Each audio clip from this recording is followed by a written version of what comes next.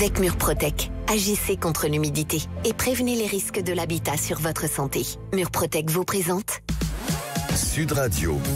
Parlons IMO, Maison Saine. Justement, une maison saine avec vous, mon cher Grégoire, et nous avons Édouard David en ligne. Oui, parce que mon cher Sylvain, chaque semaine on s'intéresse à une menace invisible mais bien présente dans des millions de logements. Je veux bien sûr parler de l'humidité et de la qualité de l'air intérieur. Alors au menu aujourd'hui, un sujet très concret, comment repérer les signes d'humidité dans son logement?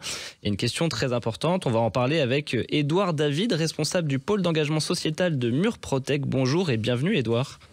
Bonjour Grégoire, bonjour à tous. Alors Édouard, j'aimerais qu'on parle et qu'on explique brièvement, s'il vous plaît, ce qu'est la campagne Logement 2 et ce qu'elle mesure exactement.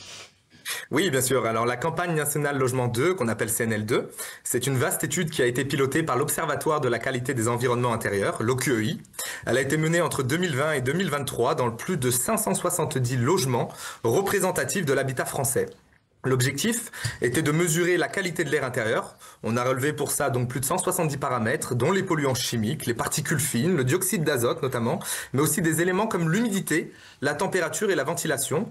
Et les chercheurs ont aussi interrogé les habitants sur leurs habitudes de vie, leur état de santé aussi également. Et l'objectif c'était vraiment de mieux comprendre les liens entre logement et santé respiratoire. Et alors justement, Édouard, quels sont les résultats les plus marquants de cette campagne ?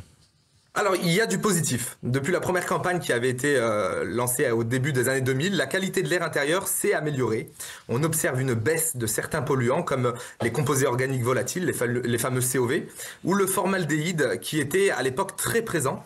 Mais attention, ces progrès ne doivent pas masquer le reste du tableau. Et même si 6% des logements dépassent les seuils recommandés en matière de formaldéhyde, par exemple, cela représente donc toujours 2,2 millions de logements, soit 4,5 millions de personnes en France qui sont concernées. Et c'est toujours trop. Ouais. Et la CNL2 montre que de nombreux logements restent encore au-dessus des valeurs de référence sanitaire pour plusieurs polluants, notamment les particules fines ou le dioxyde d'azote. Donc autrement dit, l'air de nos logements s'améliore, mais il reste souvent trop chargé. Et un mot, Édouard, sur l'humidité et ces fameuses moisissures.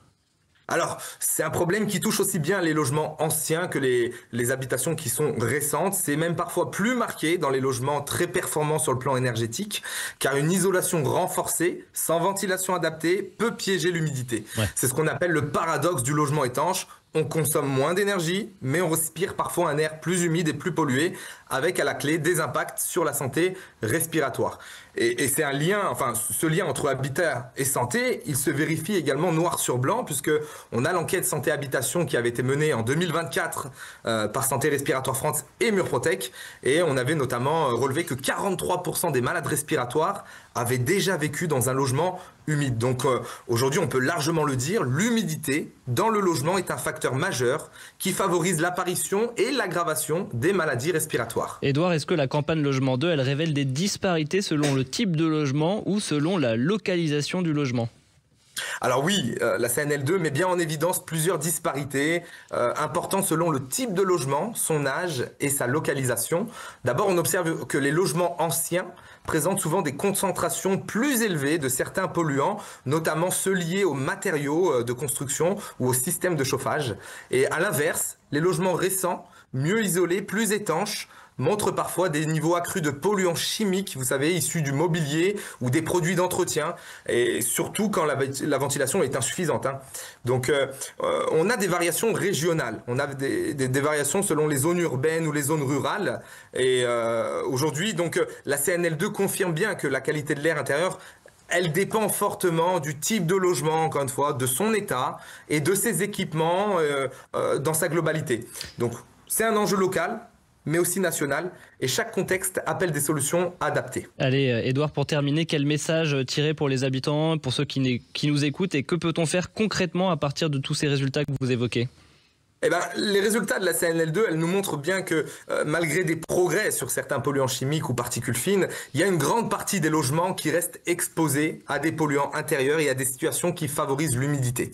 Et en fait, ces constats nous rappellent qu'avant même de parler d'isolation ou de performance énergétique, il est essentiel de s'assurer que le logement est sain et bien ventilé. Le premier message, Grégoire, c'est qu'il faut vérifier l'état des murs. Isoler un mur humide, c'est une erreur fréquente, car ça renferme l'humidité, ça dégrade la qualité de l'air et ça réduit en même temps l'efficacité de l'isolation à terme. Aucune rénovation ne peut être pleinement performante si le bâti n'est pas assaini au préalable. Ensuite, quand l'humidité est liée aux habitudes de vie, vous savez, la cuisine, les douches, le séchage de linge, le bon réflexe, c'est bien évidemment de contrôler son système de ventilation. Trop souvent, il est sous-dimensionné, mal calibré ou mal entretenu. Donc, un logement bien ventilé, c'est un logement qui respire et donc des occupants qui respirent mieux. Voilà. Au fait, respirez votre logement. Merci beaucoup, Édouard David. Et à vous qui nous écoutez, allez sur maison-scène.fr. Sud Radio. Parlons Immo, Maison Saine. Avec Murprotec, agissez contre l'humidité et prévenez les risques de l'habitat sur votre santé.